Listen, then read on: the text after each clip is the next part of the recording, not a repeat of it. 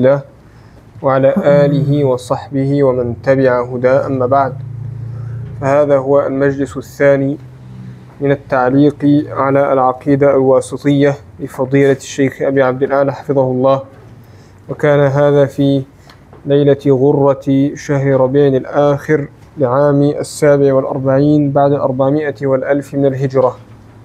نعم. طيب.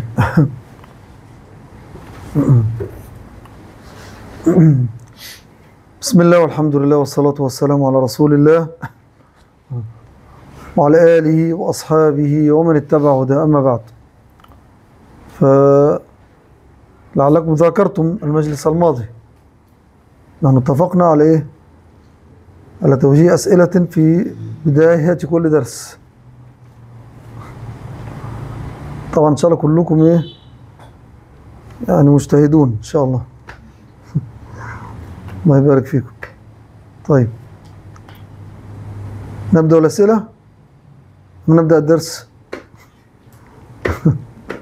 نبدأ الأسئلة إن شاء الله تعالى. طيب، السؤال الأول: لماذا سميت العقيدة الواسطية هذا الاسم؟ هو المشهور في هذا الأمر، من يعرف يرفع يده. أنا أختار. تمام. طيب، تفضل يا عبد المجيد، نبدأ بصاحب البيت. سميت الواسطية لأنها من طلب من قاضي رضي الدين الواسطي الشافعي، يعني طلب من شيخ الإسلام مختصرا في العقيدة. أحسنت يا أبا يزيد، أحسنت، بارك الله فيك، جزاك الله خير. طيب، نحن ذكرنا معنى العقيدة أم لا؟ علي نسيت. ذكرنا معنى العقيدة؟ ما ذكرنا معنى العقيدة. طب من يعرف معنى العقيدة لغة حتى وإن لم نذكره؟ حتى وإن لم نذكره.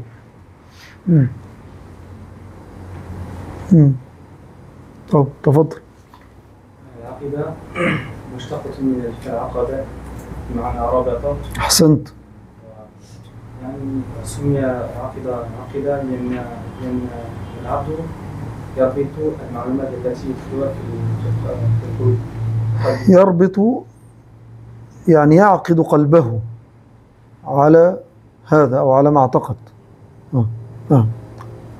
ذكرني باسمك، ما اسمك؟ شادي. طيب، فأنت يا شادي إذا كنت تعتقد في الملائكة أنها خلقت من النور، ما معنى تعتقد في الملائكة أنها خلقت من النور؟ يعني أربط قلبي بهذه المعلومات 100%، ولا يجوز. أحسنت، أنت قلتها بالعامية المصرية. يعني جزما، يعني ما عندك شك. لذلك من أنواع الكفر يا شباب كفر الشك. أنه يشك، ليس عنده عقيدة، ليس عنده يقين.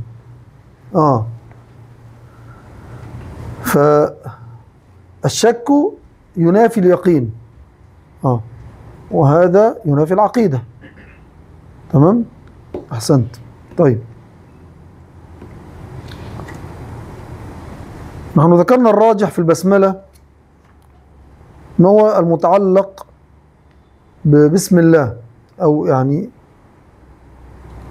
تتعلق بشيء. رجحنا ماذا في بسم الله؟ تتعلق بأي شيء؟ لا، ذكرناه. شيء، هل هو مؤخر أم مقدم؟ لا، مؤخر. أحسنت يا عبد الله. طيب، ما هو ما هو الفعل المحذوف؟ أقرأ أو بسم الله أكتب. ما احنا قلنا هي تحتمل. تمام، يعني نحن ذكرنا عشان حتى نذكر ماذا قلنا بالضبط، يكون هذا التقدير مناسبا للمقام. تمام، لكن هي الأصوب أو الأقرب إلى الصواب هي بسم الله أكتب، هنا تقديرا هنا لهذا المقام.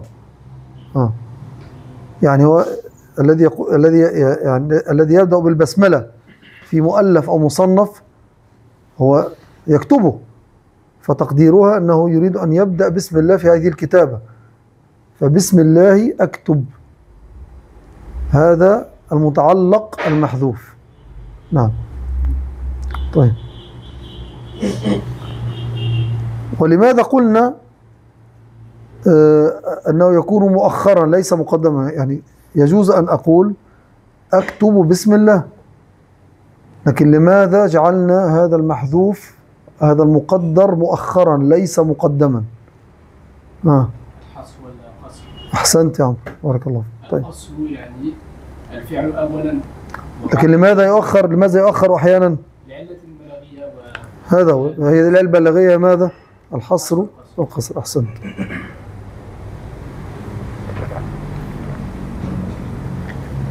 طيب،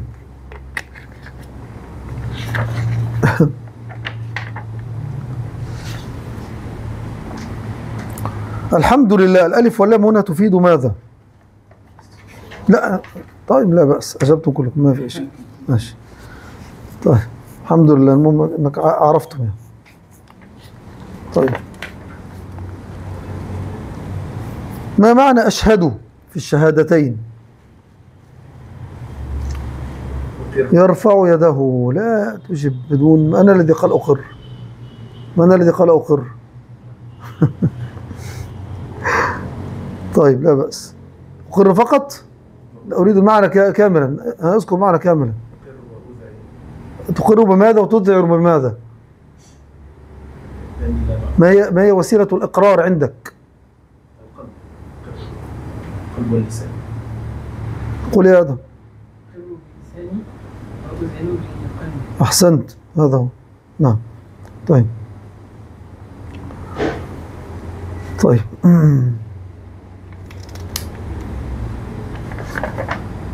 لا إله إلا الله، لا هنا تفيد ماذا؟ أو ما هو نوعها؟ ما هو نوع لا هنا في لا إله إلا الله؟ قل يا عمر. ناهية للجنس. نافية للجنس. نافية نعم. لكن هذا خطأ، هذا خطأ لغوي خطير. نافية للجنس. ما في شيء يسمى ناهية للجنس. فلعل سبق لسان منك. نعم. يعني نافية للجنس. بارك الله فيك. طيب، أحسنت. طيب، نكتفي بهذا حتى لا نشق عليكم. المستعان. طيب، نبدأ إن شاء الله تعالى. وصلنا إلى أي موضع؟ ذكرونا. فهذا اعتقاد الفرقة.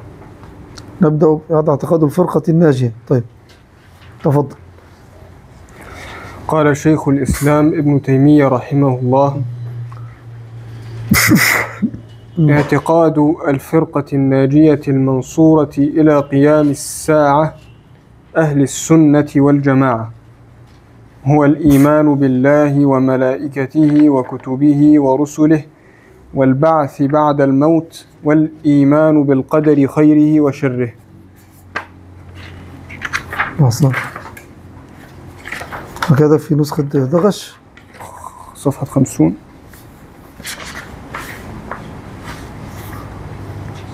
نعم، بدون اسم الإشارة هذا أو فهذا، ها؟ كذا بالأصلين وبقية النسخ، وفي نسخة دال ونسخة واو. أما بعد فهذا، نعم، لكنه اعتمد ليش ما هو موجود في الأصل. نعم، كأنه يعتبر عنوانا، هذا يعني كأن شيخ الإسلام جعل هذا عنوانا على العقيدة، لأنه إذا حذفنا اسم الإشارة فصار هذا الذي ابتدأ به شيخ الإسلام يعني لا يمكن أن يفسر إلى نوع عنوان. وهذه فائدة ضبط الكتاب على أصوله الخطية، أن يقوم المحقق بإيراد النص على أقرب وجه أراده عليه مؤلفه. هكذا عرفوا التحقيق. اكتبوا هذا التعريف. ما هو تعريف التحقيق؟ ما هي مهمة المحقق؟ هو أن يقوم بإخراج النص الذي يحققه على أقرب وجه أراده عليه مؤلف، ليس الذي أراده المحقق، شتان. يعني قد يخطئ المصنف في الأصل، أنت ليس لك أن تصلح هذا الخطأ في الأصل، تذكر الخطأ كما هو في الأصل ثم تعلق في الحاشية، إلا إذا كانت أخطاء نساخ، إلا إذا كان غلب على ظنك أن هذا من الخطأ الناسخ ليس خطأ من المصنف. فهمت الفرق يا عبد الله؟ يعني متى قد نتدخل في إصلاح الأصل في المخطوط؟ إذا غلب على ظننا أن هذه النسخة مثلا سقيمة، وأن أغلب الأخطاء فيها من فعل النساخ الذين نسخوها عن الأصل، ليست خطأ للمصنف. أما إذا تيقنا أن النسخة إما تكون بخط المصنف أو قرأت عليه ورجعت وصححت، هنا نثبت كل ما فيها كما هو دون أي تدخل منا إلا في الحواشي فقط. فهنا هذه الفائدة التي قام بها أخونا دغش بارك الله فيه، أنه رجح أو ذكر أنه كما بالأصلين الذي اعتمد عليهما في إخراج الكتاب بحذف اسم الإشارة، فهذا إذا حذفنا اسم الإشارة هنا فيكون مبتدأ بعدما ذكر شيخ الإسلام نعم البسملة والحمد والشهادتان، فكأنه جعل هذا عنوانا لما سوف يذكره. يعني كان يعد عنوانا آخر للعقيدة، وهو العنوان الأصلي، أن تسميتها لأن تسميتها معذرة بالواسطية، هذا نحن قلنا اشتهر نسبة إلى قاضي واسط، لكن بماذا سماه شيخ الإسلام؟ وهذا مبحث مستقل في علم التحقيق، يسمى مبحث عنوان الكتاب.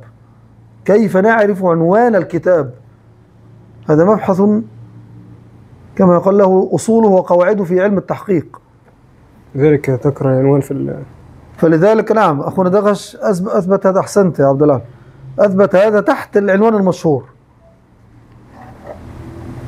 وإن كان هذه ملحوظة يعني طبعا ليس موضوع الآن، يعني تتعلق مسألة إثبات العنوان المشهور دون العنوان الأصلي، لكن طبعا بالنسبة لهذه العقيدة على وجه الخصوص قد تستثنى من هذه القاعدة نظرا لأن عمت الشهرة بها بالوسطية، فيصعب أن يغير هذا، خاصة يعني عند كثير من صغار طلاب العلم يعني لا يعرفون هذا. فالشاهد لكن يعني هو الأصل كان أن يثبت العنوان الأصلي اللي هو الذي نحن رجحنا أنه الذي اختاره شيخ الإسلام. هذا عنوان شيخ الإسلام: اعتقاد الفرقة الناجية المنصورة إلى قيام الساعة أهل السنة والجماعة. هذا عنوان العقيدة. طيب بارك الله فيك. فجزا الله أخانا دغش ابن الشبيب العجمي على جهوده في تحقيق هذا المتن، لأنه بالفعل تمكن أن يخرجه، أو نحسبه ولا نزكيه على الله، أن يخرجه على أقرب صورة صنفه عليها شيخ الإسلام. فلذلك تعد أدق نسخة للمتن هذه النسخة. طيب، ومن باب كما قال الشكر لله الذي لا يتم إلا بشكر الناس، كما قال النبي صلى الله عليه وسلم: لا يشكر الله من لا يشكر الناس.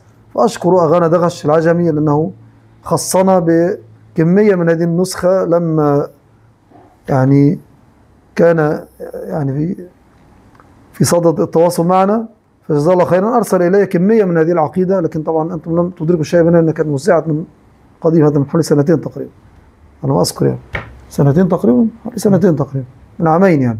كان أخونا دغش أرسل إلي كرتون كامل فيه هذه العقيدة. بارك الله فيكم. فهذه النسخة من تعد إهداء من أخينا الشيخ دغش، بارك الله فيه. فبهذا نكون استفدنا هذه الفائدة. هذا عنوان وهذه العقيدة. طيب، اعتقاد الفرقة الناجية. من يذكر لنا العنوان مرة أخرى هكذا؟ من حفظ العنوان؟ اعتقاد الفرقة الناجية. تفضل يا المنصورة. أحسنت بارك الله فيك. احفظوا هذا سؤال المجلس القادم إن شاء الله. أنا غششتكم، هذا سؤال مجلس. طيب كلكم ستحفظونه طبعا، أول ما أسأله كله يجيب إن شاء الله بلا منازع. الله المستعان. طيب الله المستعان. طب تفضل. قال: اعتقاد الفرقة الناجية المنصورة إلى قيام الساعة أهل السنة والجماعة هو الإيمان بالله وملائكته وكتبه ورسله والبعث بعد الموت، والإيمان بالقدر خيره وشره. طيب هنا شيخ الإسلام أجمل ما سوف يذكره في هذه العقيدة في هذين السطرين. يعني هذا مجمل ما سوف يتكلم عنه في هذه العقيدة، وهو الكلام عن أركان الإيمان الستة وما يدور حولها.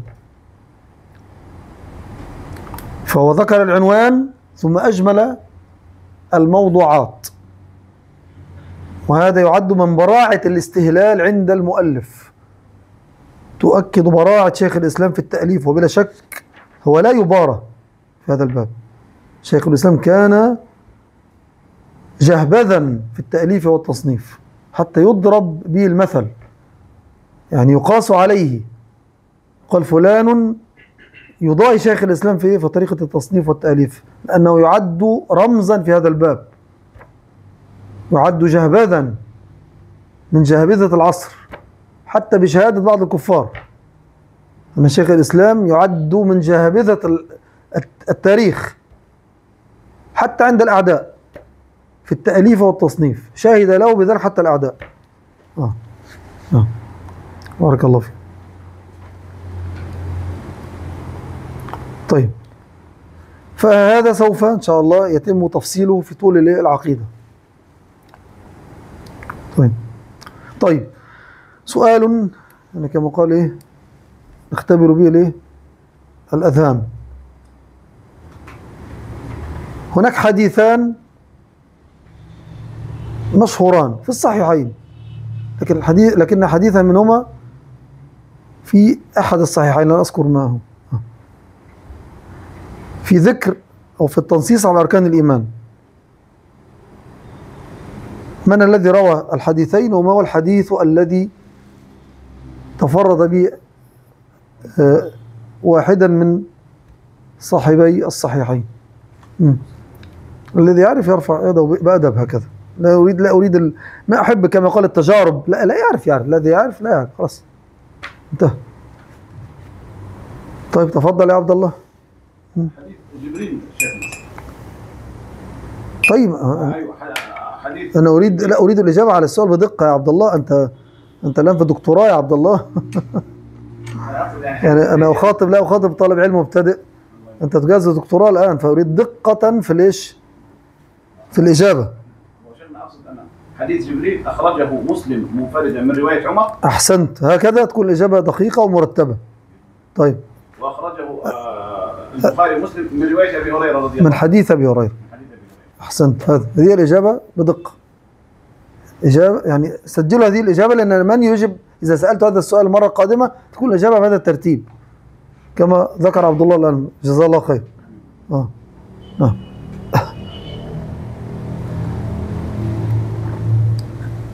طيب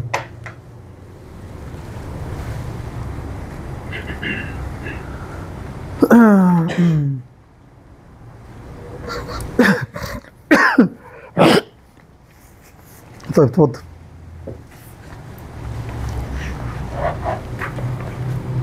لكن قبل ما نسترسل نريد أن نذكر بعض الفوائد فيما يتعلق بالعنوان.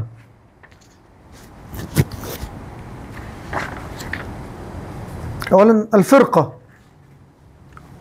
هي بالكسر الفرقة.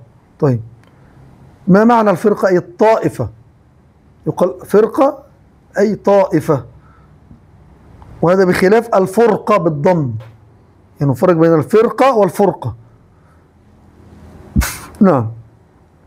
ولماذا سميت بالفرقة الناجية تمييزا لها عن الفرق الباطلة؟ حيث افترقت عن بقية الفرق وتميزت بالحق الذي به ينجو العبد، فلذلك سميت بالفرقة الناجية.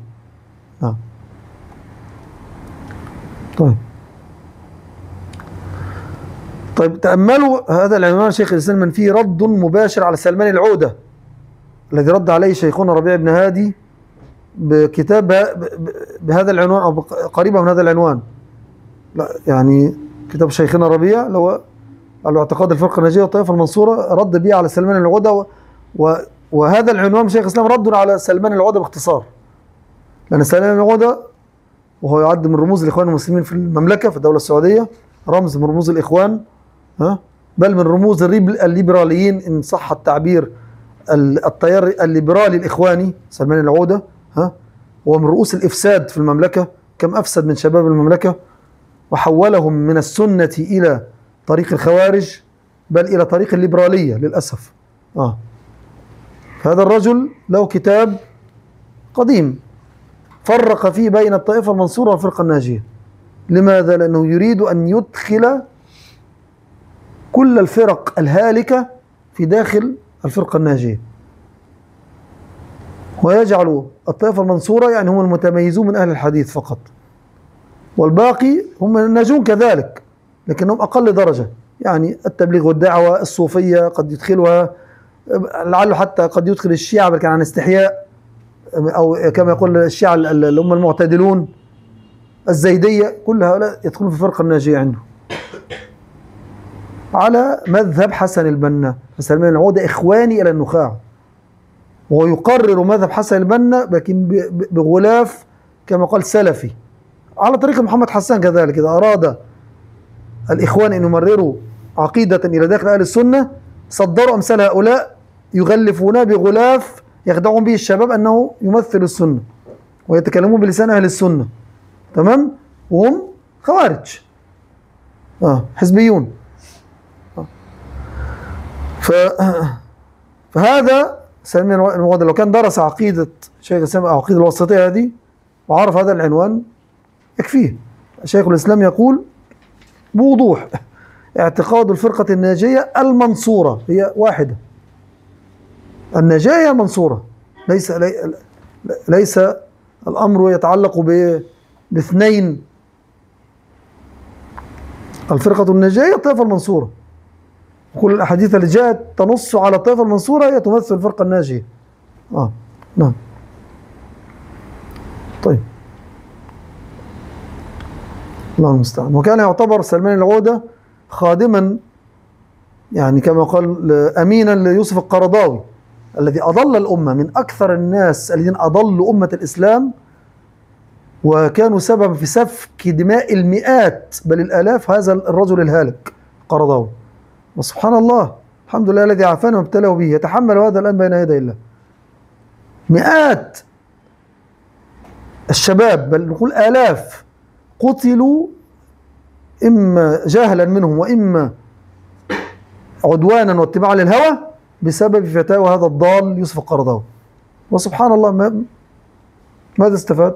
الآن بين يدي حكم عدل ويتحمل بفتاويه التي أضلت الشباب كفل هذه الدماء، ده بخلاف طبعا ما أضلهم فيه من العقائد ومن الخيانات التي وقع فيها، لأنه كان ماسونيا هذا الرجل وغرروا بالشباب، هو الذي يمثل الإسلام سبحان الله العظيم، كم خدعوا من شباب الإسلام هؤلاء الخونة من حزب الإخوان المسلمين.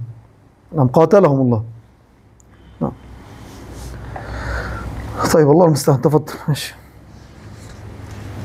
اعتقاد الفرقة الناجية المنصورة إلى قيام الساعة أهل السنة والجماعة والإيمان بالله وملائكته وكتبه ورسله والبعث بعد الموت والإيمان بالقدر خيره وشره. ومن الإيمان بالله الإيمان بما وصف به نفسه في كتابه. طيب نقف هنا لأن أظن العشاء وقت اقترب.